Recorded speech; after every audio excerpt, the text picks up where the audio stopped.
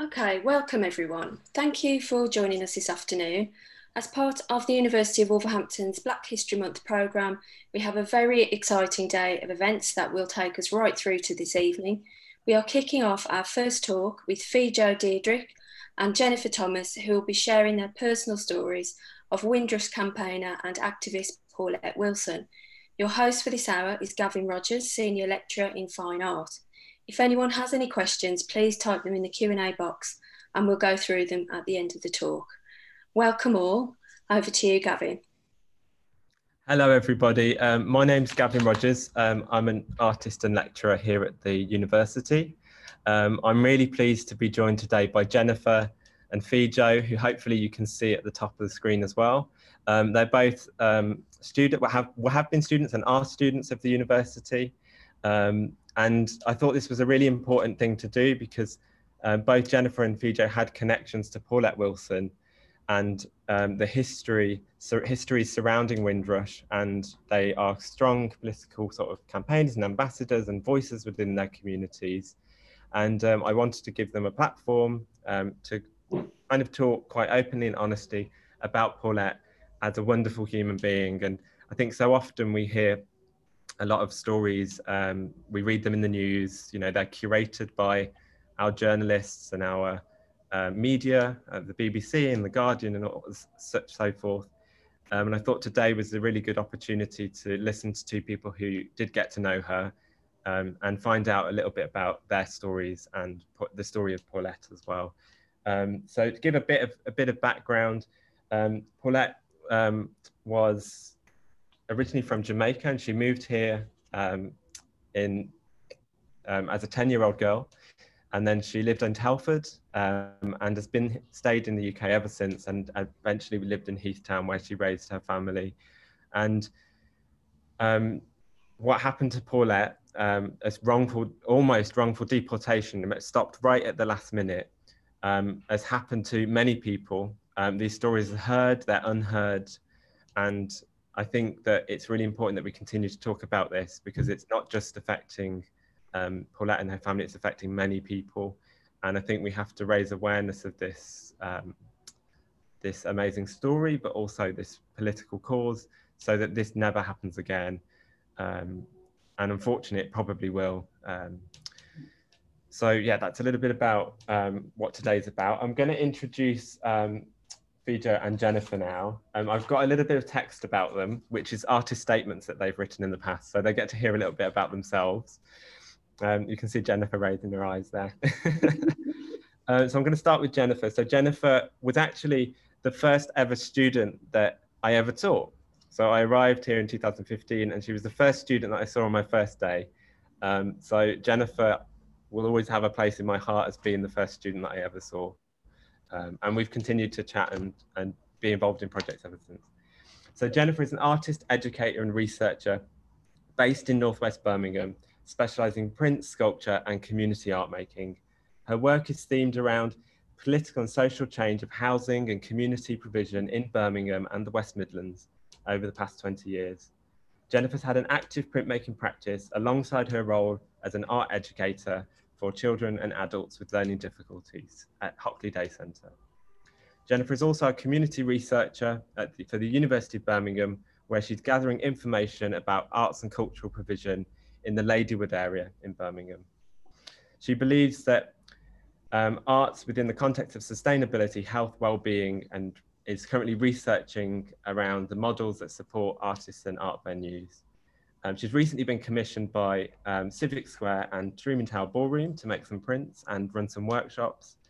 And I've got a really nice bit here. Jennifer describes Birmingham, in particular Summer Park and Rotten Park, which is near from where she was born, as her local playground growing up, and she wishes others to think of it as their playground too. Jennifer's actively involved in raising awareness of stories and politics surrounding Windrush and the wrongful deportation of local citizens, particularly in the West Midlands, but all over the world, I guess. Okay, so that's Jennifer and Jo. Jo would like to think of herself as a Picasso or a Rembrandt, but might hesitate and appear far too ambitious, but I disagree. I think she's far better than both. Fijo loves nature and all things natural, and they're part of her life, and has a certain drive to amount of pleasure when she's snorkeling among the brilliance of the many fishes and sea life in the deep blue Caribbean Sea. She's produced many artworks in various mediums consisting of paintings and ceramic art, and it always endeavours to keep her creative fire burning. This year, she chose to work with iron and painting, producing artwork that can speak to viewers' emotions on a spiritual level. So I thought it's really nice to know that today you're talking to two artists as well. So you might have questions for them, or you might have a look at their work, which I can share with all the participants afterwards. But for now, I'm going to hand over to Jennifer, who's going to talk a little bit about the history of Windrush. I think when we say Windrush, lots of things come into our heads and our minds. And actually, it relates to a very specific event on a very specific date, the word Windrush. And I think it's important to know where that background comes from and how it impacts many people from all different backgrounds. So, okay, Jennifer, thank you very much. Okay, thank you, Gavin. And hi, everybody. So the Windrush actual event was a named event because of a ship that docked in Tilbury Docks in June the 22nd, 1948. Now, the people that came into the country from there were, people from all over the Commonwealth, basically, but a lot of people came from the Caribbean to help to rebuild the country after the war. Yeah, so the people kept on coming from the different Caribbean countries, and they settled in places like London and Birmingham and all over England, you know. So that's it really, about the history of the Windrush.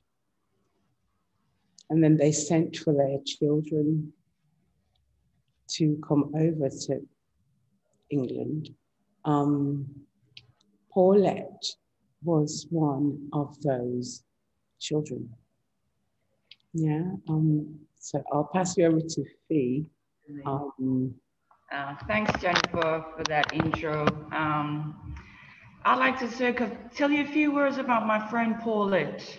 You know, her name was Paulette Marjorie Wilson. You know, she was born in Jamaica in March 20th, 1956. And she migrated to England at the tender age of 10 in 66.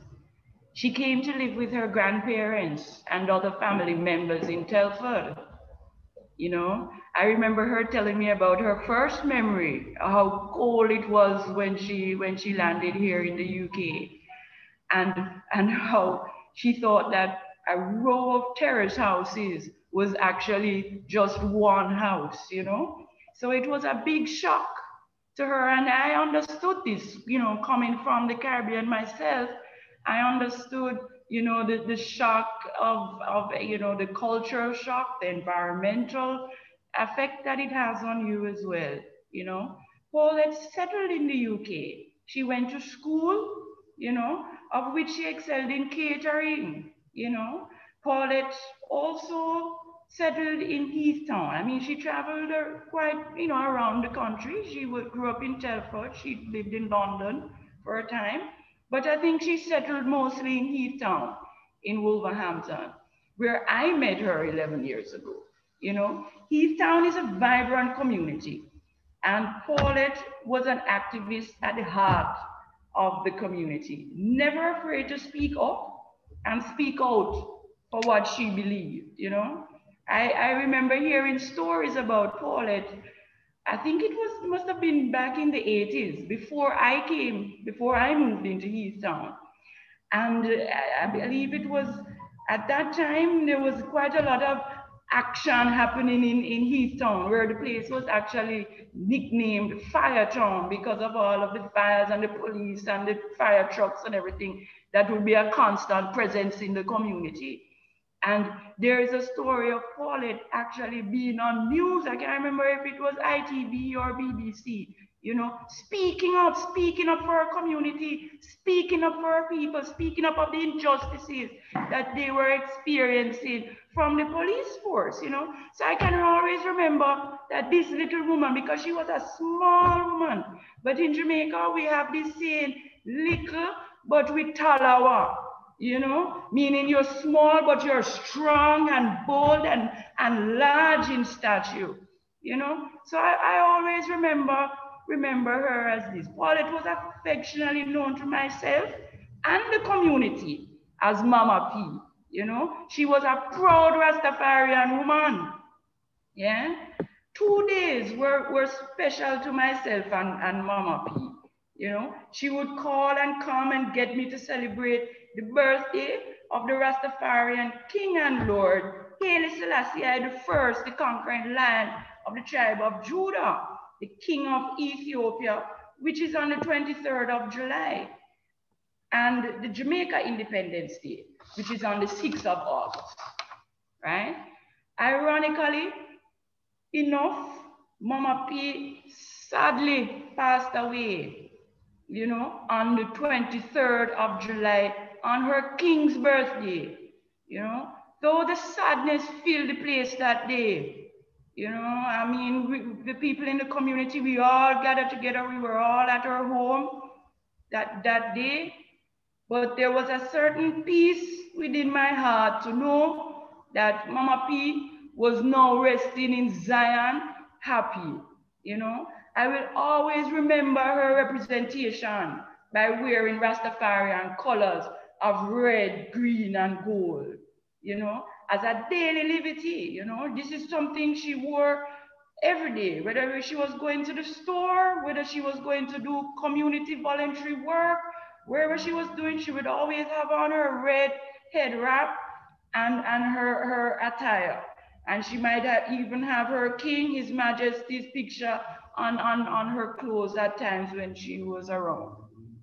You know, Mama P was a loving soul. Her character, infectious personality, but most of all, her love and roots, and for her roots and culture. You know, Mama P was a lively, bubbly character and the life of the party until that fateful day, you know, when she received a letter from the Home Office saying that she wasn't a British citizen. Paulette, Mama P, had been living in the UK for the past 50 years, right? Unaware that she was not a British citizen, right? Me and her used to spend several occasions. I remember me and her talking about when we were going to travel to Africa, right? She was just waiting to get her passport. She didn't know that she was not going to be able to get a passport. She didn't realize that she was not entitled to one. She didn't realize that she was not a British citizen. Huh? When she received this fateful letter, she was terrified. This poor old lady, this mother, this grandmother, she had to travel to Birmingham every week, right, to sign on at police station, right? Until one day, they arrested Mama P and took her into custody to a detention center far away, right, where they were threatening this poor woman with deportation, right? Paulette's amazing daughter, Natalie, called the media immediately to share this story. And before we knew it, it was all over the news, right? And the Windrush Scandal began, right? And I will pass you over to Jennifer, who will discuss the scandal and what took place at Parliament. Thank you. Thank you for that, Fiona. You did really well there. So the Windrush Scandal broke in 2018. Coincidentally, that was the 70th year of the Windrush celebration. And At the time when it broke, basically people all over different regions in England were celebrating the fact that 70 years had passed since the Windrush generation had come into England.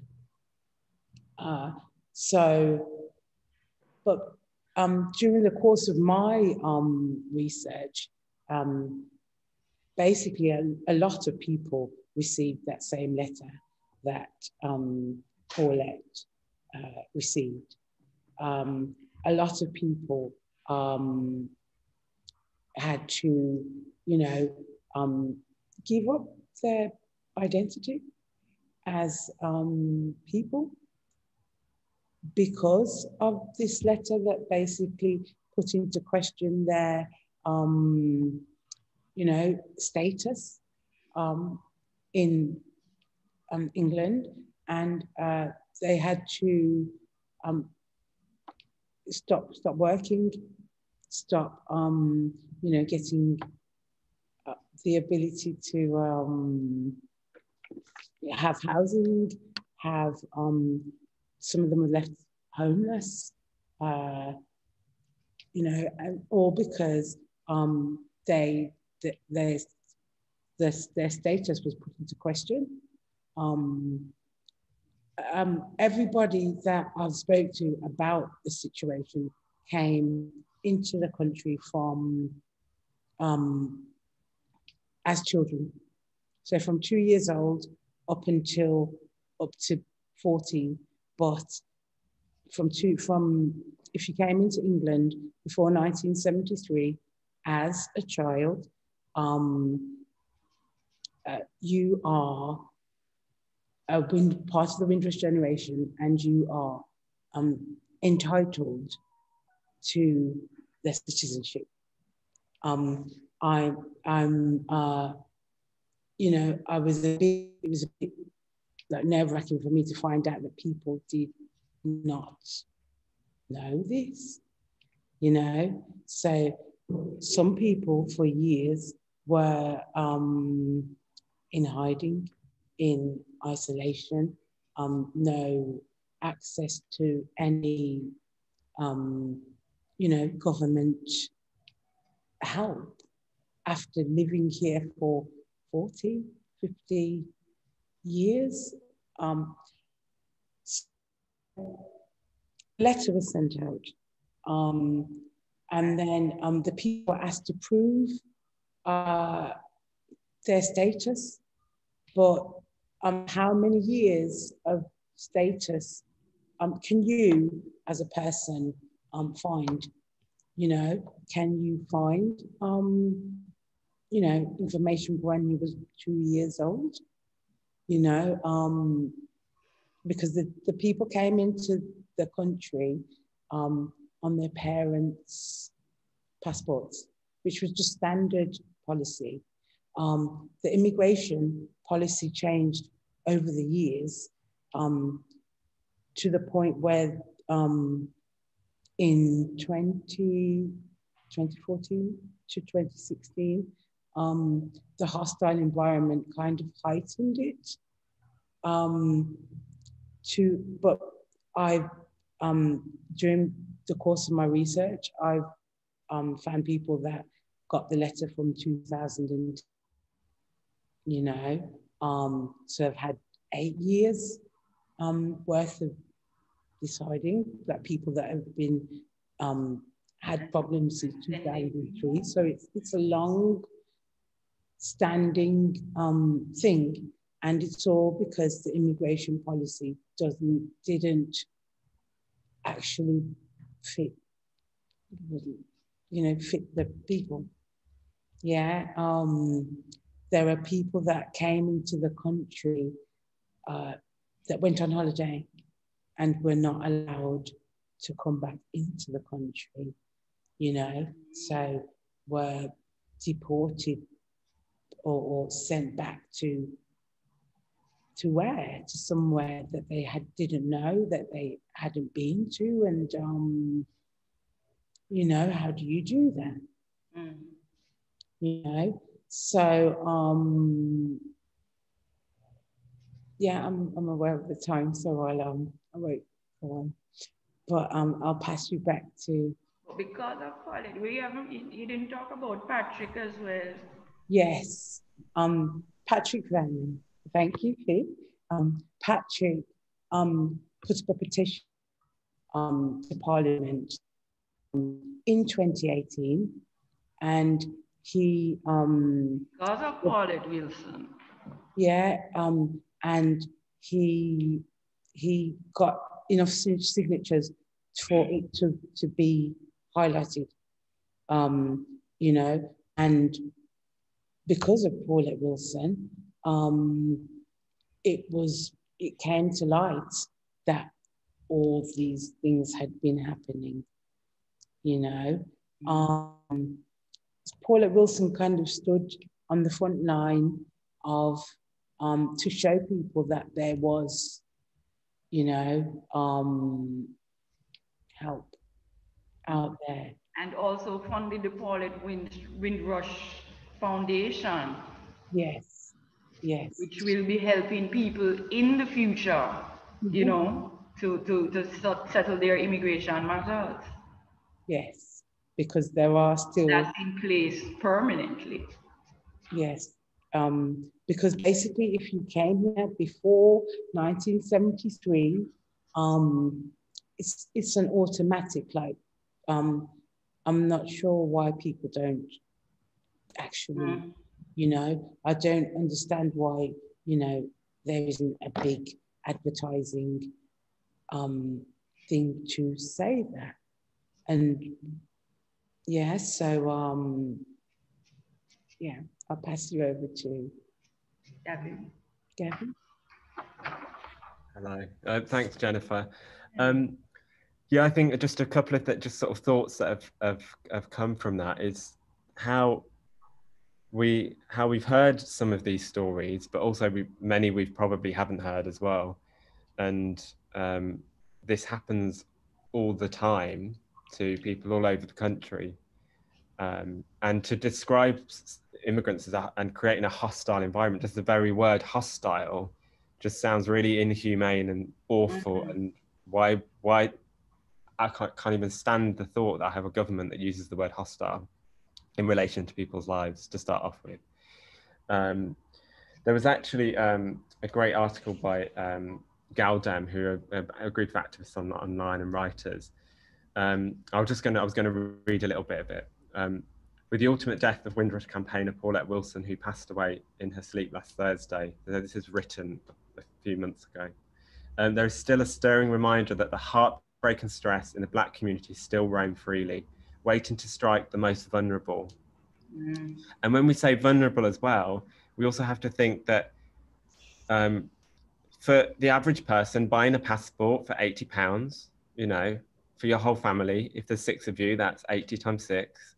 To process your visa, immigration status, like all of this stuff costs money. You have to fill in forms, which are probably 200 pages long.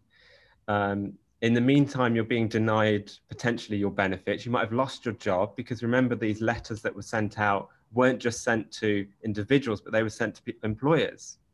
So people were going to work and they're like, I'm really sorry, but you know, someone who's been an NHS nurse for 30 years, the nurse in charge might say, I'm sorry, we've got to let you go because it says that you're an illegal migrant and we have to legally let you go. And then these people lose their jobs, they lose their money, and they end up in a state where, I mean, there's some people here as well.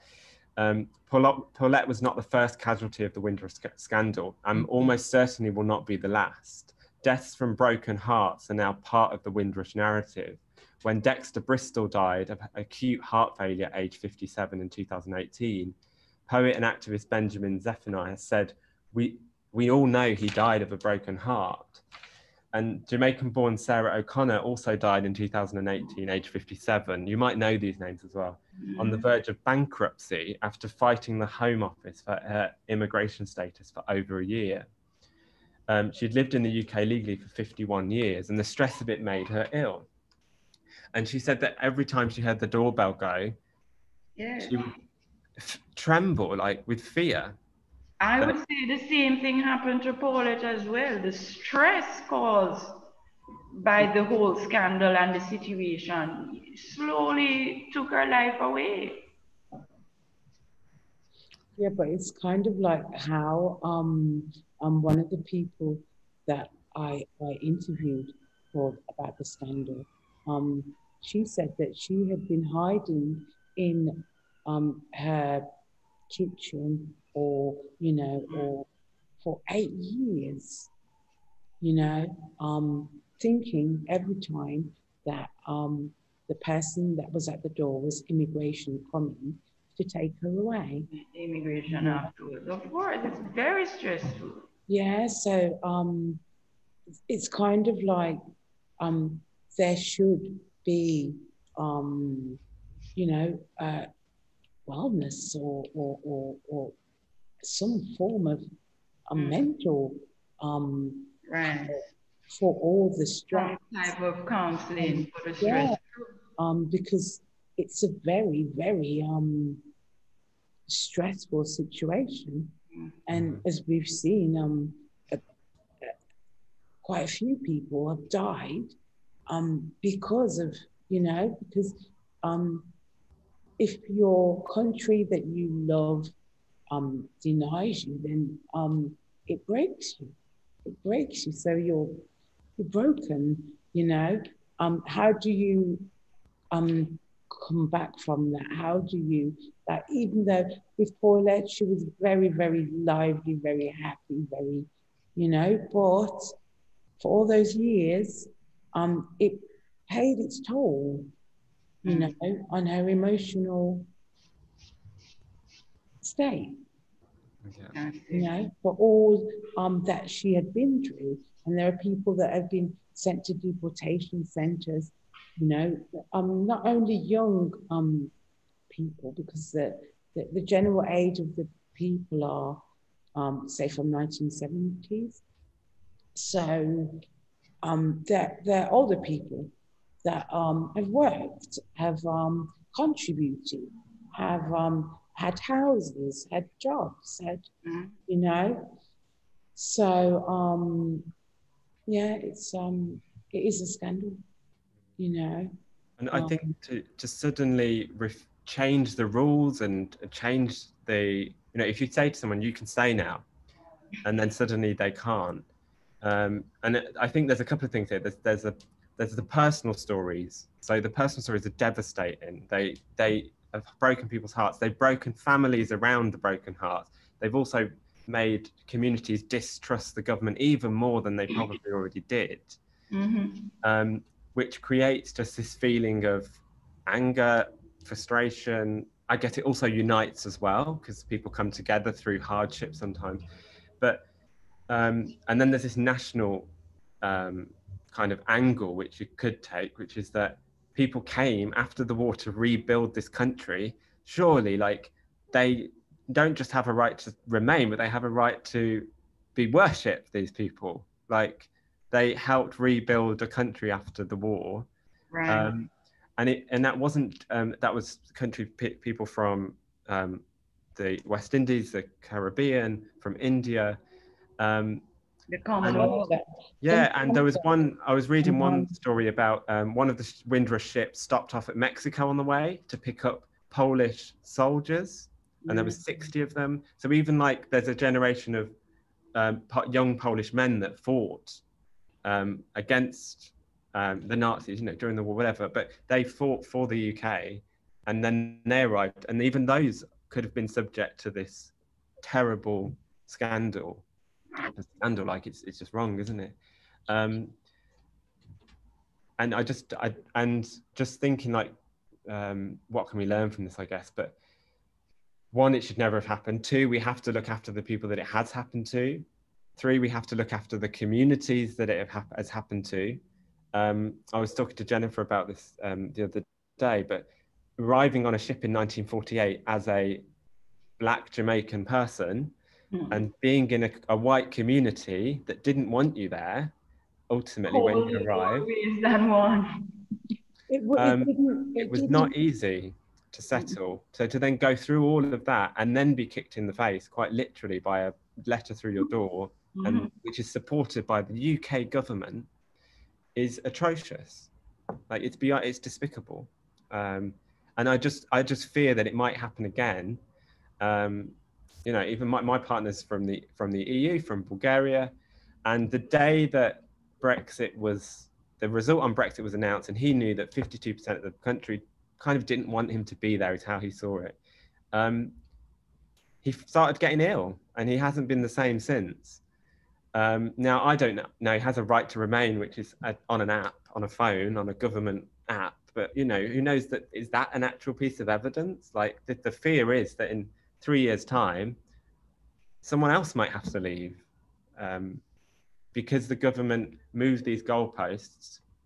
You know, oh, you have to earn a certain amount of money in order to stay. Well, actually, maybe I earn, instead of 35,000, I earn 32,150. Like, that shouldn't stop you being able to stay in the country if you've given and, you know, been there and lived there.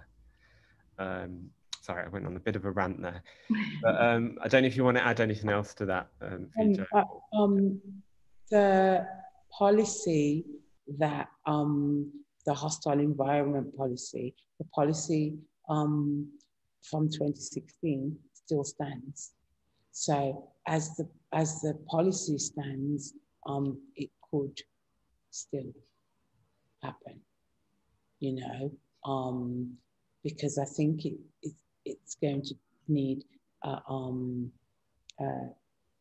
change in the actual policy, because the policy from 1971 it was a clause in the 1999 policy that didn't protect all those people that came into England as children when they should have been protected, you know. So I think it's the actual policy that needs to be looked at, because new governments come in and they're just adding to the policy, and nobody's actually looking at, you know, this doesn't protect, like, you know, and it's kind of, how could those children, because they were all children, they came as children, they went to school, how could the policy forget them, you know? But there were RAF soldiers, there were people that fought in the war, there was a whole myriad of people. But when it wasn't only Jamaica, it was a lot of Caribbean islands, you know, it was Asia as well, you know, it was a lot of the Commonwealth countries that people were invited from. People kind of... Invited, that's an important word as well, yeah, Jennifer. Invited here. You know, they didn't take it upon themselves to run away and come here, or flee and come here or anything. They were invited to this country. You know, they came here with great pride to work and build this country that they loved. You know, they were British citizens back home in Jamaica, back in the Caribbean, wherever they were coming from. They were British citizens, British subjects.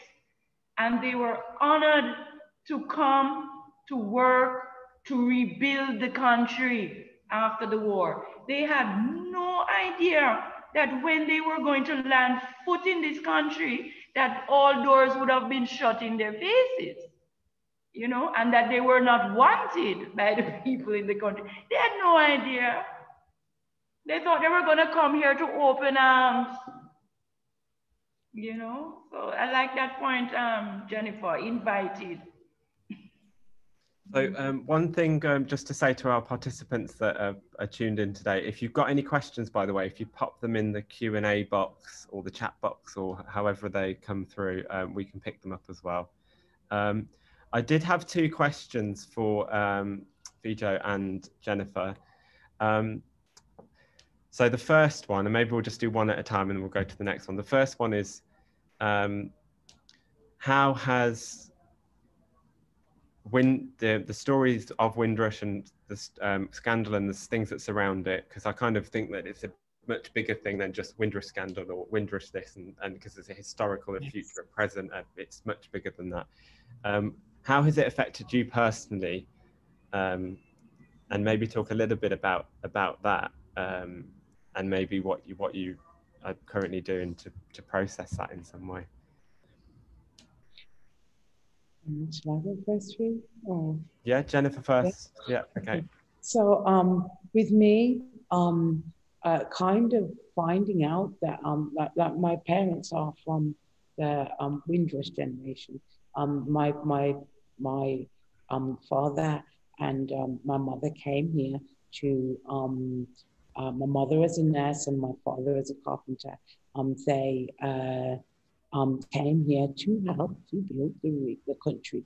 So it kind of shocked me that people that I was growing up with, you know, that were in my community were being told, you know, that no, you know. So when I did the initial research into the Windrush Scandal, you know, because I attended the Windrush, the 70th Windrush celebration, and to find out that, you know, this was all unfolding was really, really shocking to me, you know,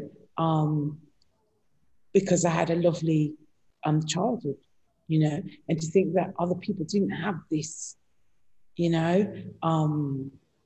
So basically, as moving forward from this, I'm making it my mission to inform anybody that will listen, you know, that you know, 1973, if you came here before then you are, you know, I do have a right to remain in England. So, you know, come out of the woodwork and, you know, kind of show yourself that you don't have to hide, which is, you know, in for me, but I'll just shout it as much as I can, because it doesn't only affect the person, it affects their children, it affects their grandchildren, it affects a wide amount of people in a family, you know, and because of that, then it doesn't need to, you know, there are task forces, there's a task force, there's in Birmingham, there's clinics, in Wolverhampton, there are you know, refugee centres, the youth refugee centre. So there is a big network of people that are available to help for free. And there is, to actually get status is not as hard as, you know, like if you ring the task force and you sure we can provide number for, then basically you can get help, you know, and I'll just shout that out until everybody knows, you know. Yeah. So yeah, that's all I would say. Thanks, Jennifer. That was really good to hear your story as well. Fijo, do you want to share anything from yourself? Yeah, my personal experience with, I had it both home and abroad, because, you know, having Paulette being my neighbor and close friend, you know, I experienced that with her firsthand. And then I also had my mother in Jamaica going through the same kind of experiences. You know, she was also a Windrush generation, came to the country in 56 or 57. I believe my mom came here when she was 9 years old. and returned to Jamaica and was unable to return back to England. And though she had us here, her children, grandchildren, my mother was refused her visa to return to this country during the same time that Paulette was going through her fight and the scandal was happening. So we were directed because of Paulette and through Paulette to the Windrush Task Force, where my mom had to fill out a 48-page form for not only herself, but she did it for herself and her sister as well. And by the time she got through with that application, with that visa, and they sent her a multiple indefinite visa, it was too late. And my mother sadly passed away last year in November, right? So it's hit home for me in more ways than one. So we need to make awareness of the issue, you know, never stop talking about it, you know, never stop fighting the fight for the people that deserve to be in the country. You know? And I think carrying on from that, firstly, Fijo, like, you're such a powerful, amazing person to have to deal with all that, and also carry such a great spirit with you while you're dealing with that. And I think that's just subject to who you are and the beautiful people that you are with. Another thing that I was thinking about when you're saying that is that I almost feel like Wolverhampton now has a duty as a university, as a city, as a council, to honour these people. Exactly. And also make sure that history is not forgotten. That legacy will never die. No, we can't allow Mama Peace and what she went through and her life, you know, to let it die and go like this. And also celebrate the work of people like Natalie, who is also definitely, sounds like the strongest person I've ever heard of. Paulette's daughter, and that love, you know, that a daughter has for her mother, you know, it's very powerful, and we have to commend that as well, because none of this would have been possible without Natalie Barnes.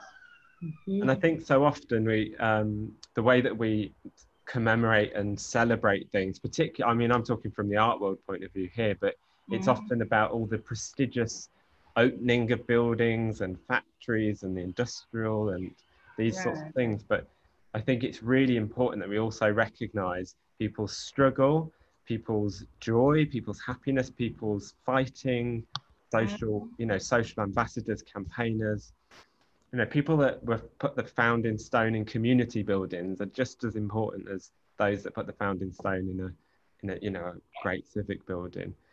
And I think that it's really important that we celebrate those people as well. I'm aware we haven't had many questions at the moment, but it might just be that everybody's listening and is absorbing and maybe also computing what we're talking about and really thinking about what's going on, because it is quite a lot to listen to and think about.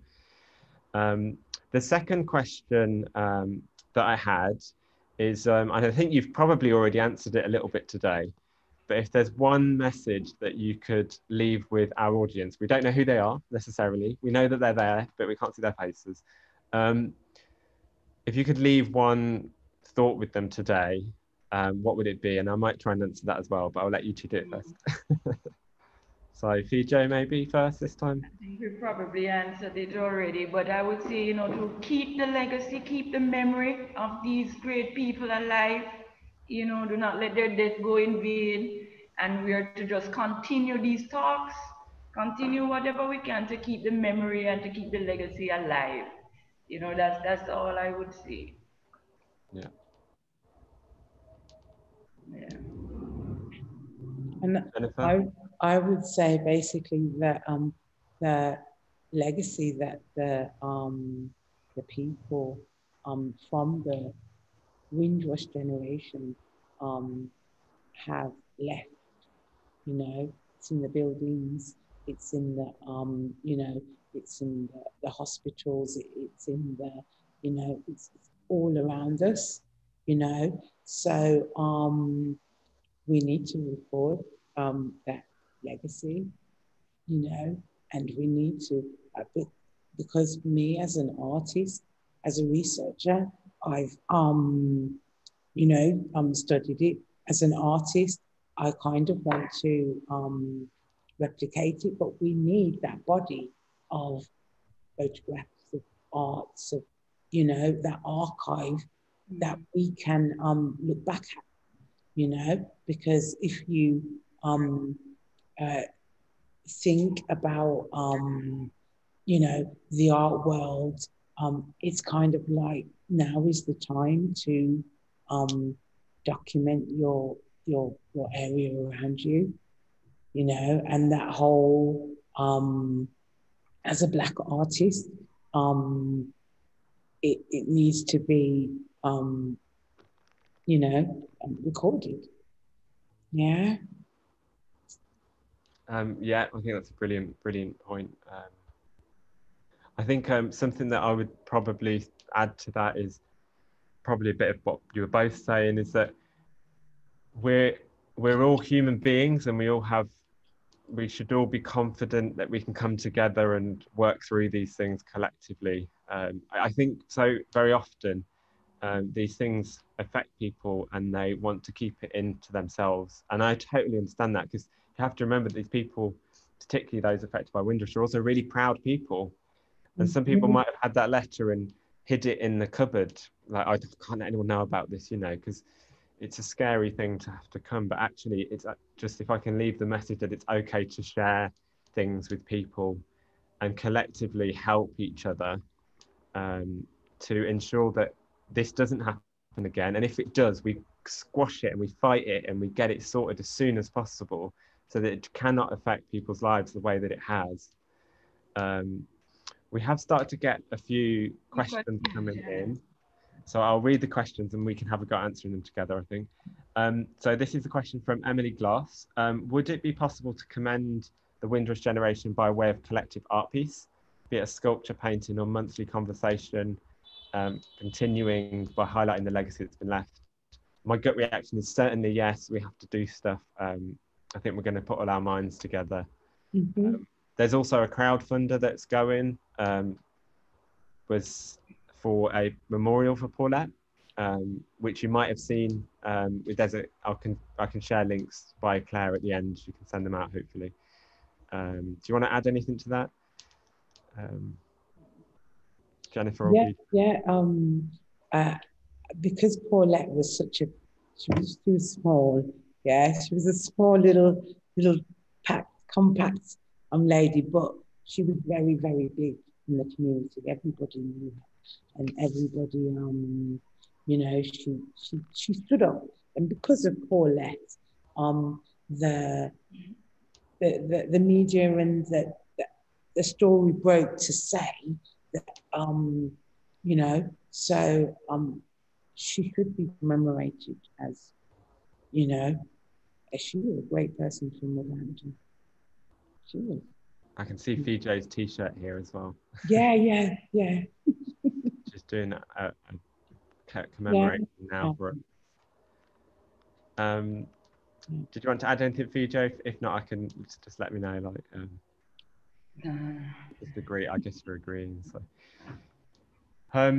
as a comment from Laura Onions, no question at the moment, but just want to say thank you to Jennifer and Fijo for talking about your experiences and for passionately communicating the work and life of Paulette Wilson. It's extremely valuable and very much needed. A really great comment. I just want to add to that I think it's nice. I think so often the media want to spin a story on a matter, and there's been some really good stuff written about Paulette. There's been some stuff which brushes over things and focuses on other things, but actually I think to hear it from, even just to hear her being described as Mrs. P, I think is something that is really important, because she was Mrs. P to many people, and you know, that's and what you're doing, Jennifer, as well, working with people across Birmingham. Okay, another question. Hold on, what's happened? What ideas or agendas are any of you speakers planning to continue to keep her legacy alive? Will there be more discussions or organisations formed to educate more people about this situation? I think that's a really brilliant question. And it's something that we're also working on. Already we've got a little bit of a working group about potential art projects with Paulette Wilson, which we've already started, but we want more people to get involved, so do get in touch with us. I'm gavin.rogers@wlb.ac.uk. I'll send that out as well. And I do think that, yeah, people should know about this. This is part of our civic history now, and it should be part of our building, it should be part of our art school, and it should be part of all our conversations. Do you want to add anything to that? Yeah, as I said, I'm on a mission to spread the news, and as an artist, I'm about the Windrush and about the rights of the people who should who do have who don't have to go through the hardship. But I personally know that there are still people that, because of trust issues, but that's as a researcher. My mission is to inform everybody that and if you've had this information today, if you know anybody, pass it on, pass the information on. There is help. As an artist, I'm trying to record that whole generation that is not, as I can see, recorded from my little bit of the world.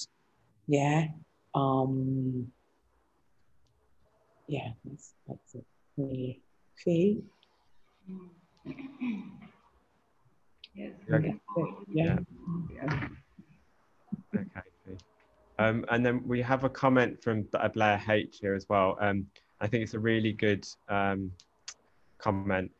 Is that the people who were invited to build up the UK were given British citizenship, and this is something we've mentioned a few times, before they arrived in the UK, and so should never have ever been seen as immigrants. They should only be referred to as British citizens. Exactly. And I think that is really important. And even today, I'm like, oh no, did I make sure I said the right thing? But with language, you have to be really careful, because there's a difference between immigrants, migrants, British citizens, refugees, people have a right to remain.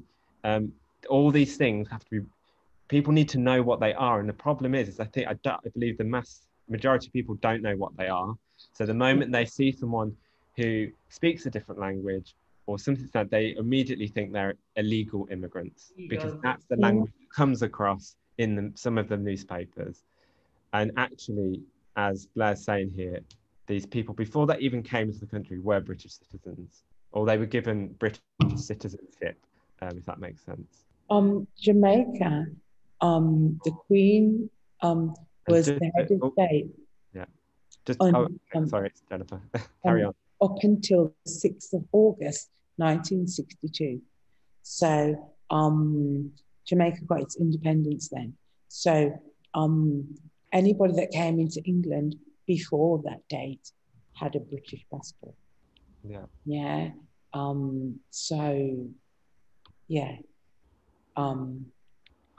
I guess the complication comes on. We have another person who's commented here that's saying they weren't given British citizenship. They were British citizens before they arrived here. And again, it's making sure that those definitions are correct as well, which is something we all have to be aware of. Okay, so to finish this off, just wanted a couple of things just to go over, and thankfully the audience has reminded me of this. I've got them on my paper as well. Someone said, you're absolutely right, more education is needed around these different terms. Totally agree, and it's something that needs to be done in amongst all generations as well. And another comment, not a question, from Frank. Thank you for such a moving and heart-rendering account of the Windrush Scandal, and to suggest people might be interested, there's another talk today around 7 o'clock this evening, which is made by Windrush Generation people over 20 years. It's relating to a film, a recording that was made. And the links for that are also on our Black History Month pages that we've shared around. So before I leave, I'm going to play a video. I'm just going to try and share the screen. Just bear with me. Thank you for watching, everybody. Oh yes, thank you. We were going to say thank you as well. I think we'll have a quick thank you at the end as well. But thank you so much, Jennifer and Fijo, for all your input and what you've been saying today. So thank you. I'm going to attempt to share the screen now. Bear with me. There's always that awkward pause in a Zoom call when the person doing it doesn't know what they're doing. There's a green button.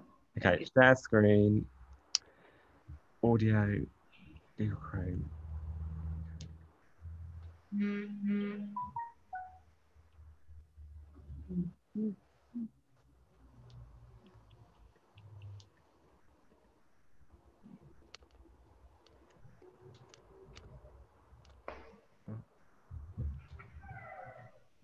Let's talk about Windrush for a second. So let me get it straight. You come to the Caribbean, recruit man, bring them here to build up your things after the war. Man live here 50, 60 years, pay tax, national insurance, have kids, grandkids, then get a letter through the door saying you're illegal, you gotta leave. What? Let's talk about Paulette Wilson. Let me hear you say her name. Look, she came here when she was 10. Didn't even live back in Jamaica again. Look, she worked and lived in the system, had a beautiful daughter and some grandchildren. She worked as a chef in the Houses of Commons, feeding the same ones who's about to do the wrong ones. Look, when she's about 60 or so, she gets one of these crazy mad letters through her door. Says, you're illegal, we forgot to mention, you gotta leave now. They put her in a detention center. Like, what? This lady's like 60 years old. She's been there since she's 10. It's the only home she knows. Even David Lammy came out to fight for her because he felt it in his bones that it's wrong and they know it. Then sadly, about a week ago, Mrs. Wilson passed away, rest her soul. She beat the case, they awarded her the stay, but we all know the stress was just too much for her soul. Look, and she was just one of the first few. How many more are we gonna watch them do this too? How many times, because my skin's got a hue, you're gonna treat me like I'm somehow different from you? Look, they tried to label me an activist rapper. I said, nah, it ain't that, I'm just a back my fist rapper. If I hear something wrong, I'ma slap it with rap. You can't try box me off, Don, it's bigger than that. I came out to Wolverhampton to jam with the fam, because changing the system is a part of the plan. I ain't waiting no more days, King, because I've been waiting like 400 years and they still on some play thing. What? I said, you're taking a piss, fam. Them feel like them can diss, man. Them think, man, are some simpleton from simple land. I got a simple plan. Rip down your system, fam. I said, you're taking the piss, fam.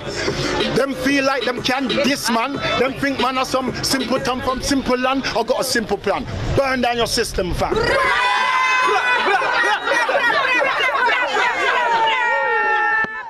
Yes.